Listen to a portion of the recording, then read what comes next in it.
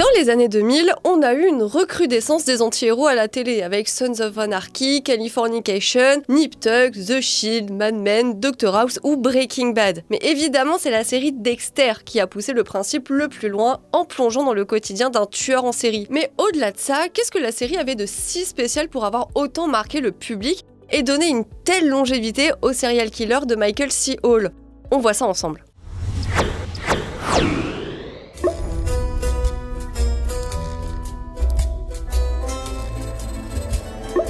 Salut tout le monde, c'est Déborah et aujourd'hui on va parler de Dexter, la série créée par James Manos Jr. et portée par Michael C. Hall. Alors je précise d'emblée qu'on va parler des 8 saisons de la série principale diffusée de 2006 à 2013 et pas du revival Dexter New Blood ni du préquel Dexter Les Origines ou de Dexter Résurrection qui sert de suite à New Blood. Je laisse aussi de côté, du moins en grande partie, le roman de Jeff Lindsay dont est adaptée la première saison, la suite s'étant très vite éloignée des autres romans de la série littéraire. Pour rappel, la série Dexter suit Dexter Morgan, un expert médico-légal spécialisé dans les éclaboussures de sang et qui travaille pour la police de Miami. Il a la particularité d'être un tueur en série qui ne s'en prend qu'aux criminels qui ont échappé à la police. Le tout avec la superbe mais trop rare Jennifer Carpenter, mais aussi la bande originale incroyable de Daniel Leach et cette ambiance intimiste perturbante grâce à cette voix off calme et captivante qui nous rend complices des crimes et qu'on entend dès les premières secondes du premier épisode avant même de découvrir le visage de Dexter. Évidemment, sur 8 saisons et 96 épisodes, tout ne se vaut pas et c'est globalement parti en cacahuète après la saison 4, à cause d'une formule répétée sans cesse avec un nouveau tueur en série sorti de nulle part, une nouvelle petite amie ou un nouveau partner in crime, sans oublier la disparition d'Astor et Cody, les problèmes de cœur de Deb, les ellipses pour éviter de traiter les sujets qui fâchent, les retours alambiqués et autres dérapages ou improvisations scénaristiques. Donc l'avis qui ressort le plus, c'est que la saison 4 est l'apogée de la série, qui n'a fait que dégringoler ensuite jusqu'au final, qui fait encore partie des fins de série qui ont le plus énervé les fans avec, je sais pas, celle de Lost ou de Game of Thrones. En parlant de la fin de Lost, peut-être que je le mentionne parce que j'ai justement fait une vidéo pour défendre la fin qui a tant fait parler. Et si jamais vous saturez déjà de ma tête, il existe aussi une version écrite qu'on propose en abonnement, parce que si jamais vous avez loupé l'info, Écran Large, pour commencer, c'est un site internet et on y propose un abonnement qui nous permet déjà de vivre et vous permet d'accéder à des dossiers exclusifs sur des films, des analyses de séquences, des rapports box-office, des filmographies de réalisateurs et encore plein de choses qui n'attendent que d'être lues. Revenons à nos moutons. Alors, pourquoi la saison 4? Parce que c'est celle qui, en quelque sorte, boucle la boucle et marque un tournant scénaristique majeur dans la série. Je parle bien évidemment de la mort de Rita, tuée par Arthur Mitchell, le tueur de la Trinité, joué par John Lithgow, qui n'a jamais été aussi flippant de toute sa carrière. D'ailleurs, le voir jouer Dumbledore va demander un sacré effort de dissociation. Mais enfin bref. Cet événement est dramatique parce qu'on adore Julie Benz, que Rita c'était le sang de la veine avant d'être le sang hors de la veine, et qu'on reste avec ce sentiment d'immense injustice. À ce moment-là, Dexter, au-delà d'avoir perdu contre son adversaire, devient pour la première fois le méchant, ou en tout cas le fautif aux yeux du public, avec Harrison qui termine comme lui a commencé, tout ça à cause de son égoïsme et de sa naïveté. La série ne s'en est jamais vraiment relevée, comme si elle avait atteint son plafond de verre. Mais on peut aussi imputer une partie de cette baisse de régime au changement de showrunner. Clyde Phillips a en effet quitté la série après la saison 4. Pas à cause d'un drama en coulisses, mais parce que, d'après ce qu'il a raconté, il devait faire les déplacements à Los Angeles pour travailler sur la série, ce qui affectait énormément sa vie de famille, donc il a préféré passer le relais à Chip Johannesson pour la saison 5, qui a lui-même passé le flambeau à Scott Buck pour les 2 dernières saisons. Son avis est très certainement biaisé, mais Clyde Phillips lui-même a reconnu que la série avait baissé en qualité, et que le final aurait dû être moins complaisant à l'égard du personnage principal. Au-delà des reproches sur les choix scénaristiques, il y a aussi des remises en question sur la thématique de la série elle-même, que ce soit la banalisation, voire la glorification de la violence, la validation de la peine de mort, l'exacerbation de la fascination pour les tueurs en série aux États-Unis.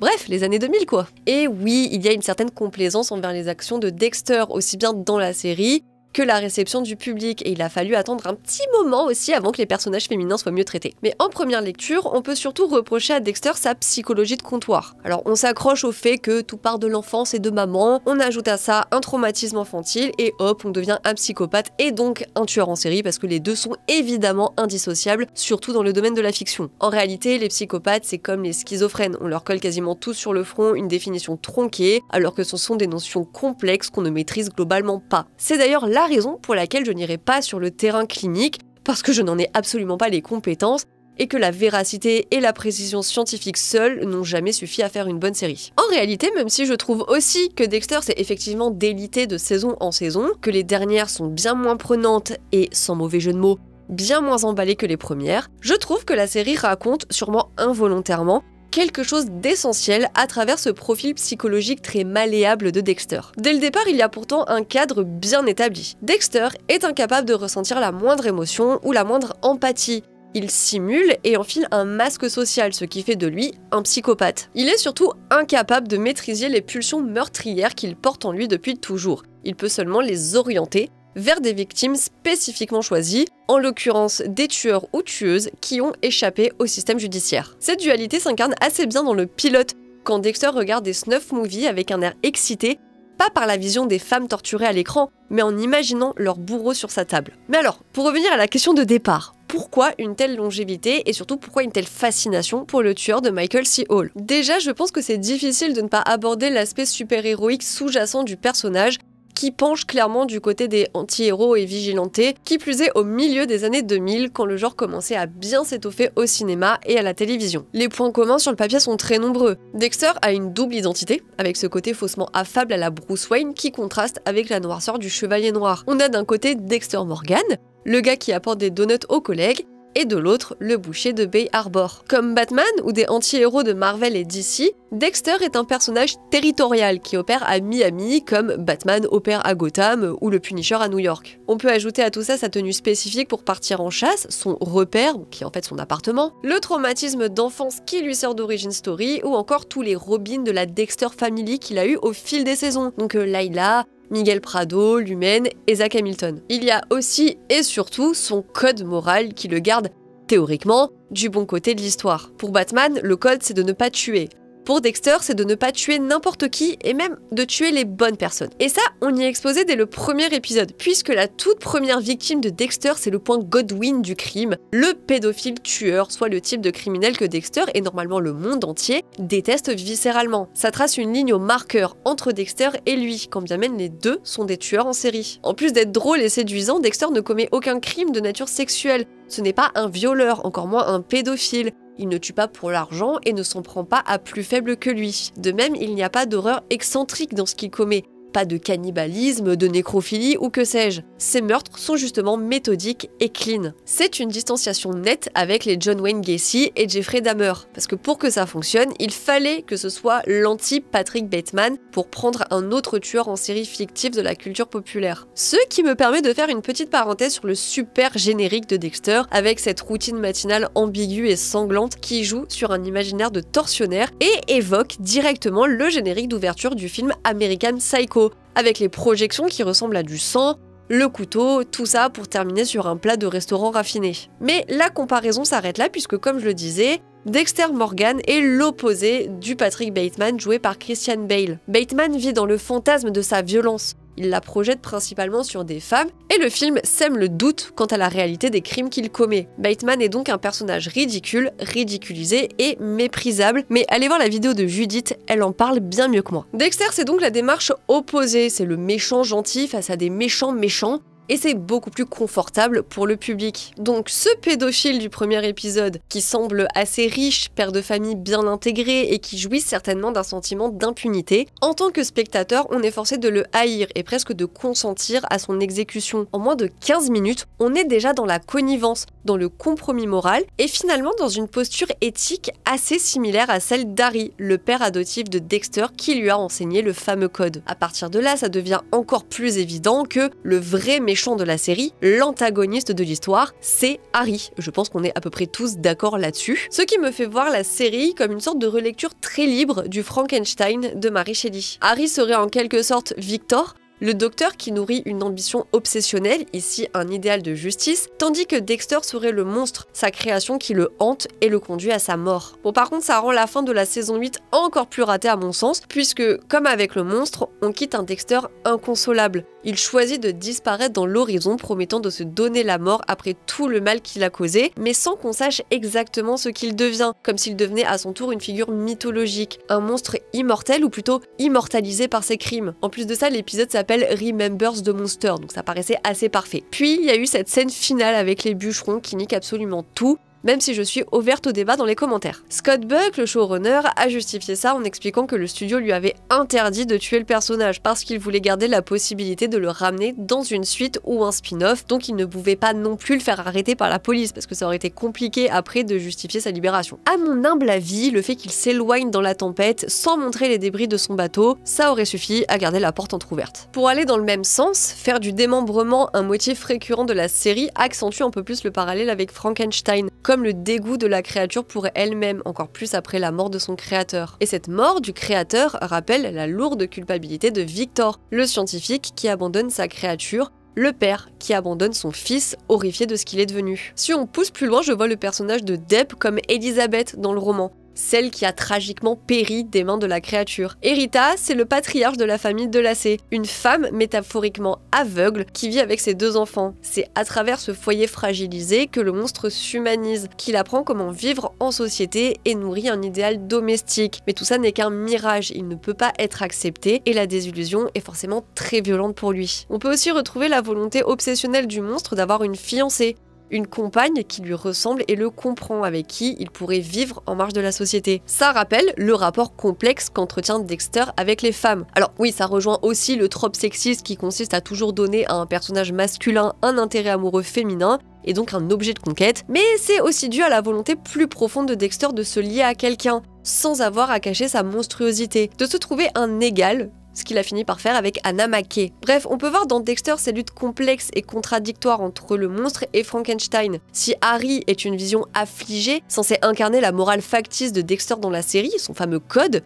c'est lui la racine du mal. Et si jamais les événements de la série sont un peu lointains, petit résumé de tous les chefs d'accusation. Harry a non seulement couché avec une de ses informatrices, une toxicomane sur qui il avait un ascendant évident, ce qui est minimum très douteux éthiquement. Mais il ne l'a pas protégée comme il se devait, ce qui a conduit à sa mort dans d'horribles circonstances. Puis il a laissé Brian dans le conteneur parce qu'il le savait perdu, ce qui est quand même la pire excuse ever pour abandonner un enfant. Il a ensuite caché la vérité à Dexter et ne l'a pas emmené voir un psy quand il a commencé à tuer des animaux. Plus tordu encore, il a convaincu un gosse qu'il avait en lui une sorte de passager noir, une monstruosité innée et qu'il allait forcément en arriver à tuer des gens. Et ça alors même qu'il y avait des traces d'empathie chez lui, comme quand il dit qu'il a tué un chien parce qu'il aboyait et que ça empêchait sa mère de dormir. Alors oui, la barre est au sol, mais il y a un début de quelque chose et je crois sincèrement à cette explication. Bon, le pire du pire du pire, c'est évidemment d'avoir fait de Dexter un tueur en série. Pas tellement pour canaliser quoi que ce soit, mais parce que Harry était un flic désabusé et frustré, dégoûté par le système et qui a créé son instrument de justice, voire de vengeance personnelle. Ce qu'il assume d'ailleurs dans un flashback de l'épisode 10 de la saison 2, où il apprend qu'un criminel a été relâché pour vice de procédure et dit à Dexter qu'il a eu raison de lui enseigner tout ça. Harry s'est servi de Dexter pour mieux supporter sa frustration et son impuissance. C'est tout simplement horrible, peu importe le sens dans lequel on retourne tout ça. Face à la culpabilité, quand la réalité a repris le dessus sur le fantasme, Harry finit par se suicider, abandonnant sa création et sa sœur, qui sera indirectement victime de son œuvre. Là encore, j'aime bien la mise en scène de tout ça dans le pilote, le malaise de cette scène de flashback avec Harry qui est filmé en gros plan et le visage fragmenté de Dexter ou à moitié obscurci. Et puis il y a cette phrase que je trouve terrible, on doit pouvoir le contrôler et le rendre utile en parlant de son soi-disant passager noir. Le seul passager noir pour moi dans cette histoire, c'est Harry quand il était vivant, tandis que sa projection mentale, elle, incarne effectivement le code. Je n'ai pas spécialement apprécié la saison 8 avec Anna Mackey, mais j'ai quand même bien aimé le fait qu'elle lui fasse admettre qu'il tue de lui-même et non pas à cause d'un quelconque passager noir. Tout comme le code est un simple garde-fou, non pas pour canaliser les envies de meurtre de Dexter et donc protéger les innocents, mais pour ne pas se faire prendre. Preuve ultime que c'est l'égoïsme qui guide Harry et par effet domino qui guide Dexter. C'est pour ça que je trouve dommage qu'il ait fallu attendre Dexter New Blood pour qu'il s'en prenne enfin à un innocent afin de respecter cette première règle, la plus importante que toutes les autres selon Harry. Et c'est pour ça que la saison 4 marquait une réelle prise de conscience sur sa nature et la vie à laquelle il a été condamné. Enfin, c'est aussi pour cette raison que ce que je pardonne le moins dans la série, c'est l'arrivée inopinée du docteur Vogel, même si elle est jouée par Charlotte Rampling. Ça déresponsabilise énormément Harry, qui devient le cœur battant de l'expérience, là où elle serait le cerveau. Ça devient elle, en fait, Victor Frankenstein. Je comprends pourquoi le préquel sur les origines a préféré faire comme si elle n'avait jamais existé. Ce détail laissé de côté, ce qui est intéressant, c'est que la série glisse doucement, jusqu'à devenir une sorte de manifeste contre le déterminisme. Durant 8 saisons, Dexter lutte avec le code et l'idée même d'être un psychopathe et d'avoir un passager noir. Il trahit le code, le vénère, le remet en question ou prend seulement ce qui l'arrange. Il ressent différents types d'émotions, de la tristesse à la colère, en passant par l'empathie, la peur et l'amour. C'est dû en partie à des errances et des facilités scénaristiques, certes. Mais au final, on peut trouver un sens dans ce chaos. Le déterminisme, c'est une des thématiques évidentes de la série, tellement que c'en est souvent ridicule, ce qui participe à la fameuse psychologie de comptoir dont on parlait avant. Le père biologique de Dexter jouait au bowling, alors devinez quelle activité sportive adore son fils.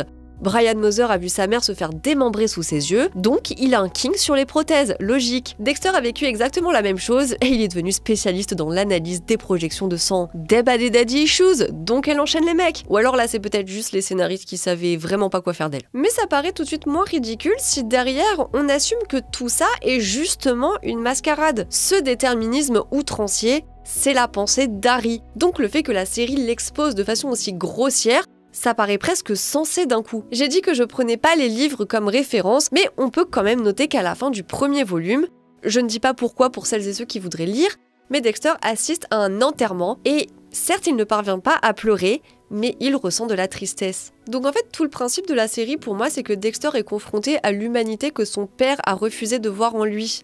Il se rend compte qu'il a été conditionné. D'ailleurs quand il apprend que son père s'est suicidé, sa première pensée c'est j'ai tué mon père, donc une forme de culpabilité. Le créateur de la série lui-même a dit peu de temps avant la fin de la diffusion dans un festival que Dexter n'était pas une mauvaise personne d'après lui et qu'il l'avait toujours considéré comme un type sympathique. Même si ça n'efface pas les redites, les personnages nuls, les facilités et les raccourcis, ça rend les incohérences de la série plutôt cohérentes au final. En tout cas, on a le droit de faire tourner le vent dans le sens qui nous arrange. Bon, je n'ai clairement pas fait tout le tour du sujet de Dexter, mais pour ne pas me faire fusiller par notre monteur, je vous passe le relais dans les commentaires.